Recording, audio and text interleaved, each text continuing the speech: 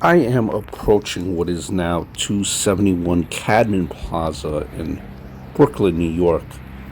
But at the time, many years ago, 1876 to be exact, corner of Washington and Johnson Streets, stood the Brooklyn Theater. The Brooklyn Theater fire, the Brooklyn Theater was involved in a fire, broke out the evening of December 5th, 1876. In that theater, there were over 1,000 guests attending. When the fire broke out, it killed at least 278 individuals. Some accounts, and there is a picture of the building where it once stood, some accounts reporting more than 300 people perishing, 103 unidentified victims in this fire. This fire ranks third in fatalities among fires occurring in theaters and other public assembly buildings in the United States. The Coconut Grove Fire and the 1903 Iroquois Theater Fire ranks ahead of this fire. So this was a major catastrophic event in Brooklyn. We're going to go to what is on that site now, and I want to tell you the story a little further on what happened that night. Once again, this is Thomas. I am Thomas, and the Brooklyn Theater Fire. So the events kind of unfolded while preparations for the final act were underway. Now, in the theater, this is around 11:20 at night. The stage manager, he saw a small flame on the left side of the stage. The fire issued from the lower part of a drop hanging below the ringing loft near the center stage border light. Now, the canvas was partially detached from the frame, and the stage manager thought possibly slipped past the wire mesh border lamp that guard, and it had ignited.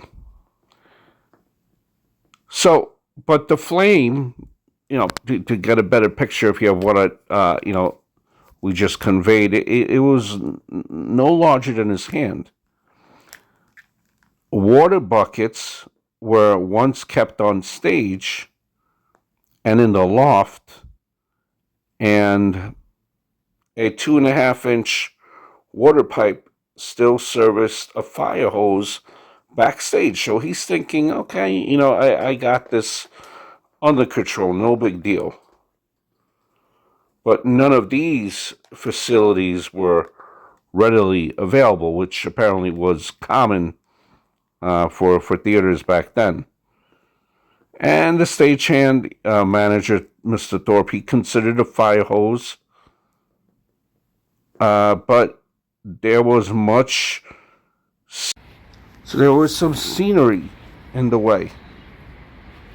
And he decided that the fire would be well underway by the time the hose was in place.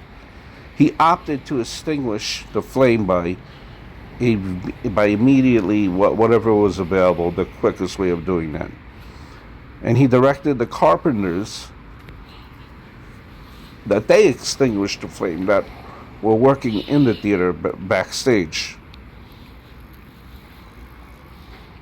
which they attempted to do by they were beating the fire with the long stage poles. That's what they tried to do. Another one of the carpenters who was backstage, he tried to fix the drop in one of the grooves, but he could barely reach it with his hand, and he drew it hastily up. Now that rapid motion through the air of the half-ignited and highly flammable canvas caused it to burst into a flame, which rapidly spread. the curtains now. So now the curtains rose while backstage personnel hastened to bring the fire under control. So everything's going on backstage. They're trying to control the fire. And, minutes is going by. Maybe they should be calling the fire department, but they're not. So Kate Claxton, very popular actor, is on stage, and she's kind of been whispered to that, listen, there's a fire going on backstage, and kind of just urge him to leave the stage. And the actress, she kind of thought to herself, that she sees the fire backstage, but she thought to herself, listen, let's continue with the performance. We don't want to panic anyone. And once again, this is a view of the old theater.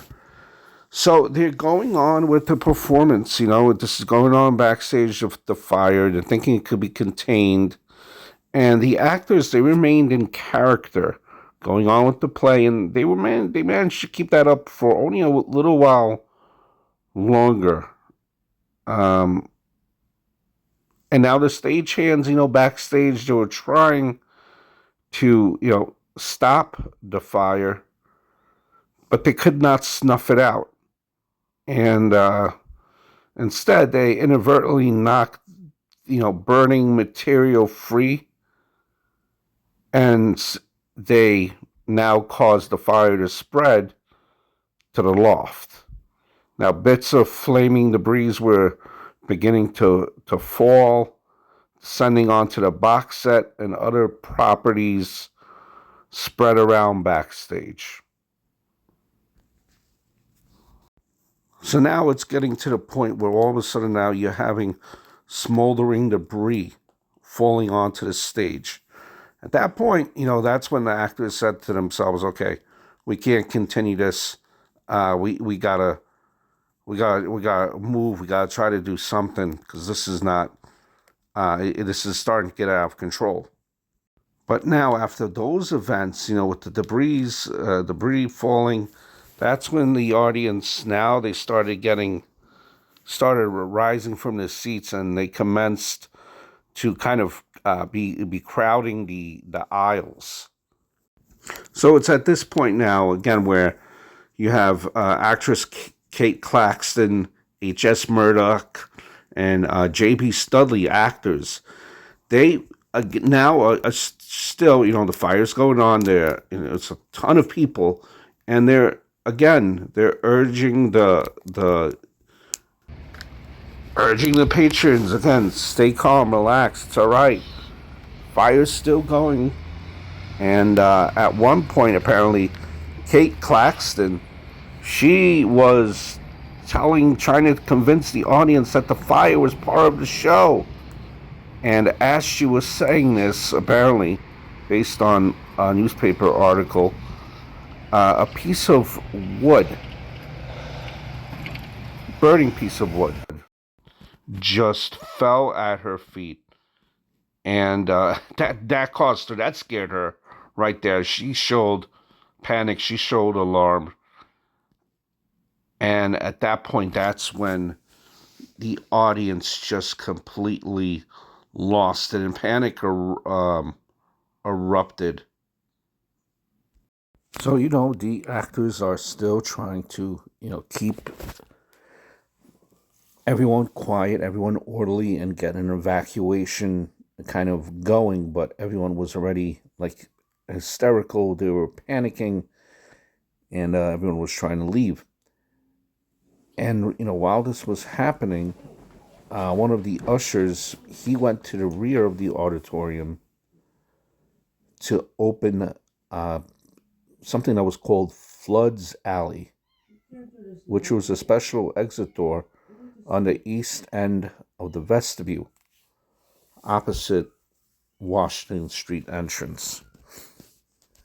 Now, these doors, they were rarely used. So because they were rarely used, the locking mechanism, it was corroded.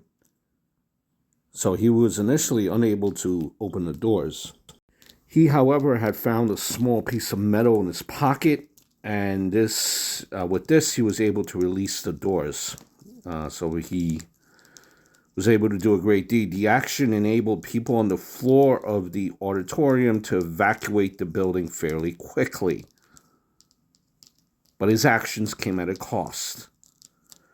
The opening of the doors, it furnished an airflow for the fire on the stage, which immediately grew in intensity. So the open door caused the fire to kind of grow in intensity quickly. As there you could see right across the street there is where the theater would have stood. It's now referred to as Cadman Plaza. Court buildings, of the sort. A lot of bad people go there. A lot of bad people. Now, the part of the theater known as the parquet, patrons in the lower parquet and the parquet circle, they were able to escape in under 3 minutes because they had access to Flood Alley and Washington Street exits, and they had no flights of stairs to kind of navigate. The least crowded section of the theater had the best evacuation routes. Again, just look how big that theater was as you're looking at, what stands in its place now right across the street, that big white building. Now, those in the second floor, the dress circle, had to contend with stairs. The main flight led to the lobby and eventually the Washington Street exit. A second flight led to Flood Alley's side door close to Johnson Street. Most favored the main flight because it was the way in which they had first entered the circle and they were already familiar with it. The stairway was over 7 feet wide, and according to some estimates, should have emptied the dress circle in under 3 minutes. But as the fire marshal later eventually noted in his report, instead of a orderly procession, everyone attempted to sally the stairs at once. They all, ran towards the stairs at once. It was anything but orderly. People were terrified. People jammed the doorway and stumbled just from the pressure of people behind them. Their feet got caught. They tripped, they fell. It was, sheer panic. Now, as some emerged from the area known as the dress circle stairs into the lobby, they encountered a stream of other patrons on their right rushing from the parquet and wheeling towards the Washington Street exit. So it was a mass herd. After the Flood's Alley exit was open, they collided with an opposing stream working toward that door, which was situated beneath the flight of stairs descending from the dress circle.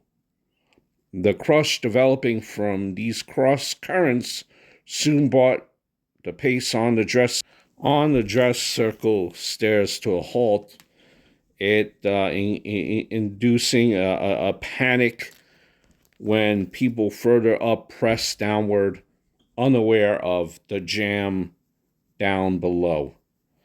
So it was mayhem. About 150 people were jammed on the stairs when police sergeant had arrived from the first precinct. So it was mayhem. People were trying to get out, and these men began untangling the people, struggling to kind of reinstate a forward motion and using billy clubs, and other attempts on people who tried to rush or push.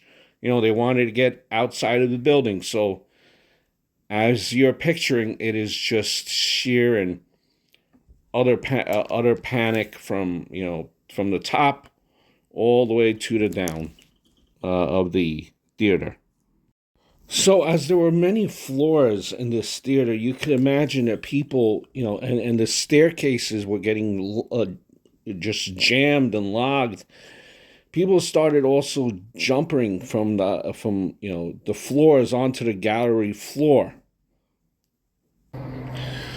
We are approaching now 11:45 p.m. and this is only a half an hour after the initial small little flame had started in the theater. 11:45, the Johnson Street end of the building had collapsed, and an intense rush of air was drawn in, feeding the flames.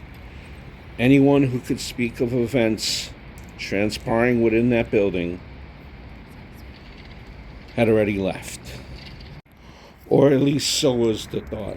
Uh, the crews, the responders were waiting for the flames to die down because it was, hard to get to. The fire chief had, placed an order to make sure that adjoining buildings, keep them free of sparks and burning debris from the Johnson Street, from this theater that was now engulfed. It's now midnight, and the fire had peaked. It drawed around 5,000 spectators. It burned uncontrolled until around 1 a.m., and in the wee hours, the walls along the flood alley collapsed, filling the alley with debris. By 3 a.m., it began burning out, and the blaze was now considered to be at least partially for that time being, under control. Now, as you're reading articles about this story, there seemed to be a consensus that the police and the fire marshals here, that they believed that a lot of people had escaped because they had done kind of like a walkthrough, or they went in the building, as the flames were going before it collapsed, and they couldn't really find anyone. So they were kind of in shock when what they thought would be where a lot of people got out was not the case. And that's why initially, when relatives were trying to come meet their loved ones, in this, knowing that they went to this theater, there was no news of any casualties because they didn't think there was, or. So if you're getting a mental picture of this fire, the building had mainly collapsed into the cellar and burned until the wood was consumed. What first appeared to be a great deal of rubbish in the cellar underneath the vestibule turned out to be instead largely human remains, a large mass of people which had fallen into twisted and distorted positions, and then unfortunately just never made it out. This was mainly from the gallery and the stairway, which in the original structure had been above the vestibule ceiling against the south wall of the building. This is where a lot of the victims, identified and unidentified, were buried in Brooklyn, big cemetery, Greenwood Cemetery. That's their monument in memory of them. Now, removal of these remains occupied much of the next 3 days. Slow work. The conditions of the bodies were such that they would fall apart even with the slightest movement, and many had been mangled and dismembered. An exact body count never obtained given the state of forensic science during that time, with many bodies partially dismembered and scattered about by the gallery's collapse and faces burned beyond recognition. It was difficult to determine how many people were in fact, perished. A very tragic event. It was estimated that some 293 victims. And by no way was that number kind of a final number. It's, then in the Greenwood Cemetery it actually says 278, so it's a floating number. A tragic event, and as time passed on, eventually there was a campaign to eliminate or regulate many common theater practices. New York City, the fire code revisions. Sometime after this tragedy, it would eventually bar the use of the stage in producing props and scenic elements, barring paints, wood, construction material from the stage area, and theater exits had to be widened. And as you can imagine, after this tragedy struck New York City, there was a lot of people attending kind of a memorial for the people that perished. And these are the people lining the streets, as you could see in this picture. So it was a very tragic event. People, I think, really, did not expect a small fire to go that quickly, and it became from something small to something major. It's a very tragic event, and you see how quickly it happened in just under 30 minutes. For a big building, as you can see, that's where the location where the building once stood. Rest in peace to all the victims.